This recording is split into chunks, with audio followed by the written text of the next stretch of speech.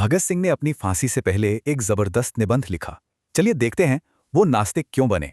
तो निबंध की शुरुआत होती है एक सीधे आरोप से। क्या उनका नास्तिक होना सिर्फ घमंड था? यही वो सवाल था जिसका जवाब देने के लिए उन्होंने ये पूरा निबंध लिखा था।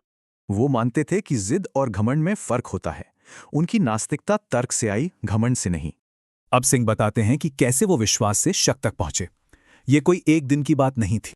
तो ये कोई अचानक लिया गया फैसला नहीं था, बल्कि बचपन से जेल तक सवालों से भरा एक लंबा सफर था।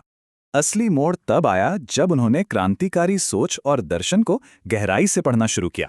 उन्होंने मार्क्स और बाकुनिन जैसे विचारकों को पढ़ा। इन्हीं लोगों ने उनकी सोच को एक नई दिशा दी। और इस पढ़ाई के बाद वो पक्के तौर पर मानने लगे कि भगवान का आइडिया तर्क पर खरा नहीं उतरता। और यहीं से शुरू होते हैं भगवान के अस्तित्व पर उनके कुछ बहुत तीखे और सीधे सवाल। उनका पहला सवाल बहुत सीधा है।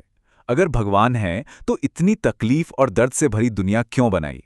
वो आगे पूछते हैं, ये कैसी दुनिया है जिसमें एक भी इंसान पूरी तरह से खुश या संतुष्ट नहीं है?